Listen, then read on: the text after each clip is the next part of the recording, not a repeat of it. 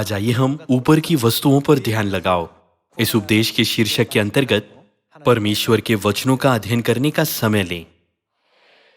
आइए हम कुलुस्सियों अध्याय 3 आयत 2 को एक साथ देखें।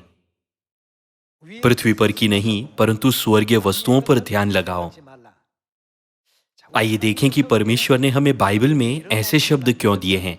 क्या आपने कभी इसके बारे में सोचा है? ऊपर की वस्तुओं का क्या अर्थ है? ये स्वर्ग की वस्तुओं को संदर्भित करता है। दूसरे शब्दों में परमेश्वर हमें शारीरिक वस्तुओं के बजाय आत्मिक वस्तुओं के बारे में सोचने के लिए कह रहे हैं। फिर परमेश्वर हमें क्यों कहते हैं कि हम अपना मन ऊपर की वस्तुओं पर लगाएं, न कि सांसारिक वस्तुओं पर? ऐसा इसीलिए है क्योंकि शैतान हमेशा हमें स्वर्गीय वस्तुओं के बारे में भुलाने की कोशिश करता है और हमें यह विश्वास दिलाने की कोशिश करता है कि सांसारिक वस्तुएं ही हमारी एकमात्र वास्तविकता है। यही कारण है कि लोग इस धरती पर कुछ हासिल करने के लिए इतना प्रयास करते हैं। ये सपने देखने से अलग नहीं है। सपनों में ये संभव है कि आप राष्ट्रपति बन सकते हैं और अपनी इच्छा अनुसार कुछ भी हासिल कर सकते हैं। हालांकि सपने देखते समय क्या कोई है जो सोचता है ये बस एक सपना है? क्या कोई है जो अपने सपने के दौरान ऐसा सोचता है? जब आप सपने में होते हैं तो जो हो रहा होता है वो आपको असलियत जैसा लगता है। हालांकि ये सिर्फ एक सपने से ज्यादा कुछ नहीं है। फिर भी जब आप अपने सपने में होते हैं तो वास्तव में ऐसा लगता है कि ये वास्तविकता है। उदाहरण के लिए मान लीजिए कि आप अपने सपने में एक दौड़ दौड़ रहे हैं। आप दौड़ जीतने के लिए अपनी पूरी ताकत से दौड़ने वाले हैं, लेकिन वास्तव में आपका शरीर उसी क्षण क्या कर रहा है? वो बस वहीं पड़ा है। भले ही आपका शरीर लेटा हुआ है, सपने में आप दौड़ने के लिए बहुत मेहनत कर रहे हैं। आप सपने में पसीना भी बहाते हैं। इसके अलावा आइए कल्पना करें कि आप अपने सपने में वास्तव में प्यासे हैं और कोई आपको कोल्ड ड्रिंक्स देता है और आप इसे एक ही बार में पी जाते हैं।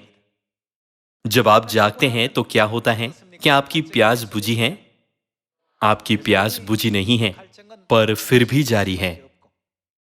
इस पृथ्वी पर हमारा जीवन ऐसा ही है।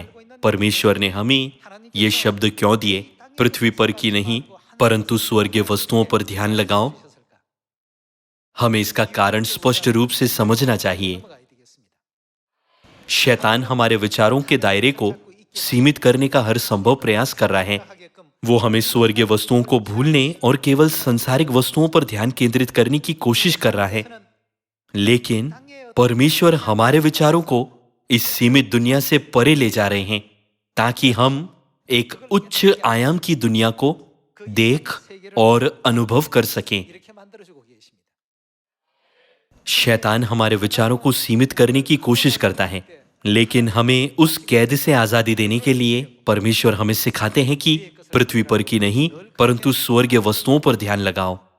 यही कारण है कि शैतान हमें लुभाने और हमारे विचारों को सांसारिक वस्तुओं से बांधने के लिए हर तरह से प्रयास करता है, जबकि परमेश्वर हमें हमेशा स्वर्गीय चीजों के बारे में सोचने में मदद करते हैं। आइए प्रकाशित वाक्य अध्याय 12 आयत 9 पर एक नजर डालें। तब वो बड़ा अजगर अर्थात वही पुराना सांप जो इब्लीस और शैतान कहलाता है और सारे संसार का भरमाने वाला है, पृथ्वी पर गिरा दिया गया। ये कहता है शैतान सारे संसार का भरमाने वाला है। वो कैसे पूरी दुनिया को भरमा रहा है? हमें केवल सांसारिक वस्तुओं को इस तरह से दिखाने के द्वारा कि मानो जैसे इस पृथ्वी पर हमारा जीवन ही सब कुछ है। ऐसा करके वो हमें स्वर्गीय वस्तुओं के बारे में भुला रहा है। इस तरह शैतान पूरी दुनिया को भरमाता है। उस दृश्य की जांच करके जहां शैतान ने यीशु को लुभाने की कोशिश की, आइए हम प्रश्नों के बारे में सोचें। शैतान पूरी मानव जाति में किस तरह के विचार पैदा कर रहा है? परमेश्वर हमें केवल स्वर्गीय वस्तुओं के बारे में सोचना क्यों सिखाते हैं? इन सवालों के स्पष्ट जवाब पाने के बाद आइए हम पूरे विश्वास के साथ प्रचार करें। मत्ती रचित सुसमाचार अध्याय 4 आयत 7। यीशु ने उससे कहा, यह भी लिखा है, तू प्रभु अपने परमेश्वर की परीक्षा न कर। फिर इब्लीस उसे एक बहुत ऊंचे पहाड़ पर ले गया और सारे जगत के राज्य और क्या दिखाया? उसका वैभव दिखाकर उससे कहा, यदि तू गिरकर मुझे प्रणाम करे तो मैं ये सब कुछ तुझे दे दूंगा। शैतान ने केवल इस संसार का वैभव दिखाया और केवल इस संसार की महिमा पर ध्यान केंद्रित करने के लिए यीशु की आंखों को सीमित करने का प्रयास किया। अगर शैतान ने यीशु को इस तरह लुभाने की कोशिश की, तो क्या इसका मतलब ये नहीं है कि वो हमें भी उसी तरह से लुभाने की कोशिश करेगा? शैतान हमें ठीक उसी तरह से लुभाएगा। वो हमें कभी भी स्वर्ग का वैभव नहीं दिखाएगा और नहीं पूछेगा, क्या तुम स्वर्ग के वैभव को प्राप्त करने के लिए ऐसा करोगे? वो हमसे इस तरह कभी संपर्क नहीं करेगा। ये सब जानकर यीशु ने उससे क्या कहा?